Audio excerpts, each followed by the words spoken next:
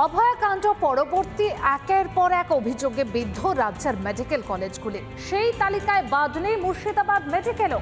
Thread কালচারের অভিযোগ আগেই উঠেছে, এবার ময়না তদন্তে টাকা নেওয়ার অভিযোগ ঘিরে শোরগোল মুর্শিদাবাদ মেডিকেল কলেজ ও হাসপাতালে।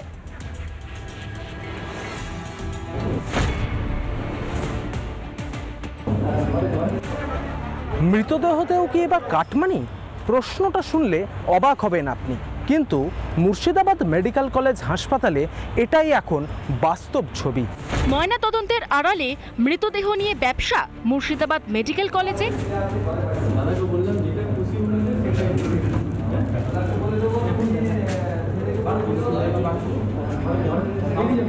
যে সমস্ত মৃতদেহগুলিকে পরিবারের লোকজন ময়নাতদন্ত করতে নিয়ে আসেন, সেই সমস্ত দেহ পিছু পরিবারের লোকজনের কাছ থেকে দাবি করা হচ্ছে প্রায় 2000 থেকে 2500 টাকা, কখনো বা তার থেকেও বেশি টাকা দাবি করা হচ্ছে। একটু জোরাজুরি করলে টাকার অঙ্কটা কমে ওই 1000 থেকে 1200 টাকার মধ্যে থাকছে। হ্যাঁ, এরা যেখানে নিয়েছে পোস্টমর্টমের টাকা পয়সা দাবি পেয়েছি। টাকা পয়সা চাইছো? আমাদের 2000 চাইছিল। আমরা গরিব মানুষ, চাঁদা ফাঁদা কালেকশন করে এখানে এনে বললাম যে 200-400-500 টাকা নিয়ে আপনারা কাজ হলো না রাজি। ওরা ওইখানে ঘরে যারা থাকে তারাই চাইছে।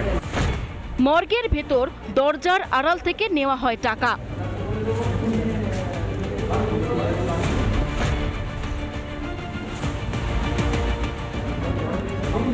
ফরেনসিক বিভাগের প্রধানকে সতর্ক করা হয়েছে বলে জানান মুর্শিদাবাদ মেডিকেলের অধ্যক্ষ।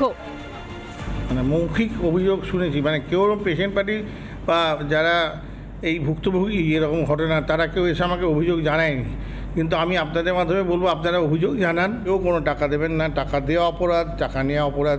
সব মেডিকেল কলেজে একই অবস্থা।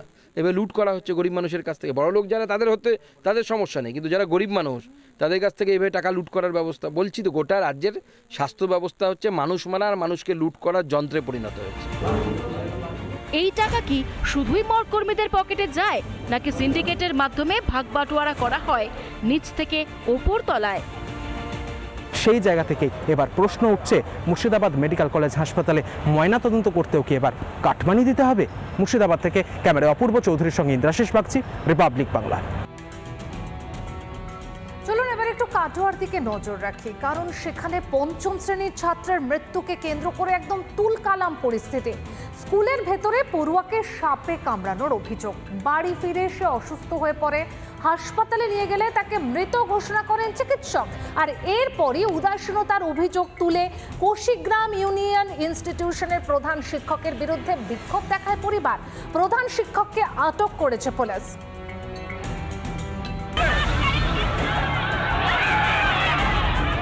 ছাত্র মৃত্যুতে তুলকালাম কাটোয়ায়। কোশিগ্রাম ইউনিয়ন ইনস্টিটিউশনের পঞ্চম শ্রেণীর ছাত্রের মৃত্যুতে তুমুল বিক্ষোভ অভিভাবকদের। গত মঙ্গলবার স্কুলের ভিতরে পড়ুয়াকে সাপে কামড়ায় বলে অভিযোগ। চিকিৎসার ব্যবস্থা না করে ক্ষত স্থানে অ্যান্টিসেপটিক দিয়ে শিক্ষকরা দায় সারেন বলে অভিযোগ। পরিবারের দাবি, ঘটনার দিন স্কুল থেকে বাড়ি ফিরে বমি করতে শুরু করে পড়ুয়া। কাটোয়া মহকুমা হাসপাতালে নিয়ে গেলে মৃত বলে ঘোষণা করা হয়। এরপর বৃহস্পতিবার সকালে স্কুলে জড়ো হন অভিভাবকরা। প্রধান শিক্ষকের বিরুদ্ধে বিক্ষোভ দেখাতে শুরু করেন।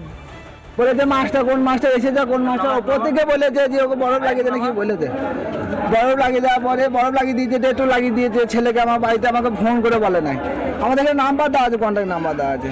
কোনো নাম্বার দিয়ে তো নাম্বার পাওয়া যাবে, ফোন করে একবারে বলে না যে এই হয়েছে। বাড়িও পাঠিয়ে দেয় না, যে বাড়ি পাঠিয়ে দিলে সন্দেহ হতো, হ্যাঁ যে কেন এখন বাড়ি এলি, সেটাও আমরা জানতে পারতাম। কিছুই জানতেন না বলে দাবি প্রধান শিক্ষকের। কে ডেটল দিয়েছে বা কে বাড়ি যেতে বলেছে আমি তো সেটা এখনো পর্যন্ত জানি না। কত খবর দেবে আমি তো জানবো, জানার পরে যদি আমি তাকে ব্যবস্থা না করি তাহলে অভিযোগ নিশ্চয়ই থাকবে। ছাত্রদের প্লাকার্ড হাতে তারা আস্তে আস্তে একটা মব এসে তারপর আমার উপরে অ্যাসাল্ট করবে, এগুলো ভাঙচুর করবে।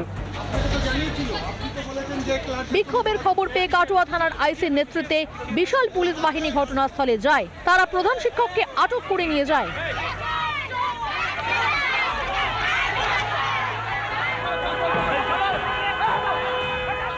সন্তোষ দাসের রিপোর্ট, রিপাবলিক বাংলা। ফের ভিন রাজ্যে কাজে গিয়ে মৃত শ্রমিক। ওড়িশায় কাজে গিয়ে মৃত মুর্শিদাবাদের যুবক। চেন্নাইতে কাজে গিয়ে মৃত্যু হয় চন্দ্রকোনার বাসিন্দার, শোকস্তব্ধ মৃত পরিযায়ী শ্রমিকদের পরিবার।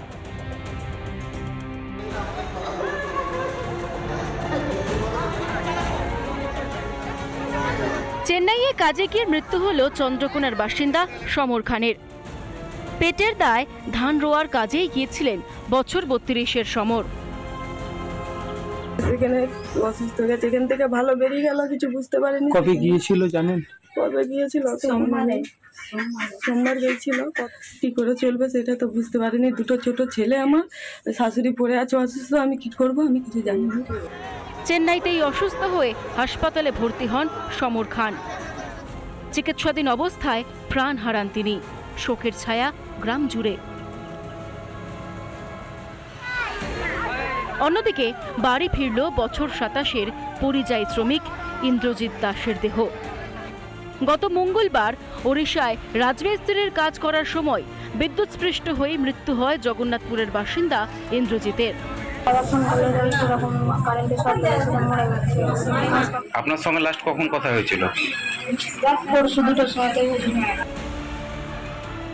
কেন কাজের আশায় পরিবার পরিজনদের ছেড়ে ভিন রাজ্যে যেতে হবে বাংলার বাসিন্দাদের? রিপাবলিক বাংলা।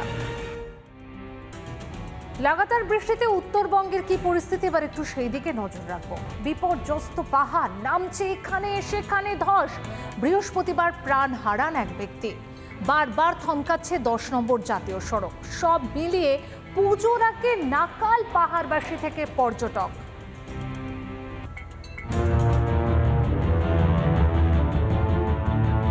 প্রকৃতির রোষে দার্জিলিং, দুর্যোগ যেন কাটতেই চাইছে না পাহাড়ে। পার্বত্য এলাকায় নামছে মুহুর্মুহ ধস। রাতভর বৃষ্টি হয়, ক্ষতিগ্রস্ত একাধিক এলাকা। 10 নম্বর জাতীয় সড়কে ধস নেমে বন্ধ হয় রাস্তা। ধসের কবলে পড়ে একটি পিকআপ ভ্যান। পরে অবশ্য দুপুর 1টা নাগাদ খুলে দেওয়া হয় 10 নম্বর জাতীয় সড়ক। ভারী বৃষ্টিতে জলে ডুবেছে দার্জিলিংয়ের বালুয়াওয়াস ব্রিজ। ধসের জেরে ক্ষতিগ্রস্ত রক গার্ডেন যাওয়ার রাস্তাও। ধসের কবলে সুকিয়া পোখরিও, সেখানে চাপা পড়ে প্রাণ হারান একজন। দার্জিলিংয়ের জোর বাংলোর কাছেও নেমেছে ধস। রক গার্ডেনের আশেপাশের এলাকায় ধসে ক্ষতিগ্রস্ত হয়েছে একটি বাড়ি, যদিও হতাহতের খবর মেলেনি। দার্জিলিং থেকে কিরণ ছেত্রীর রিপোর্ট, রিপাবলিক বাংলা।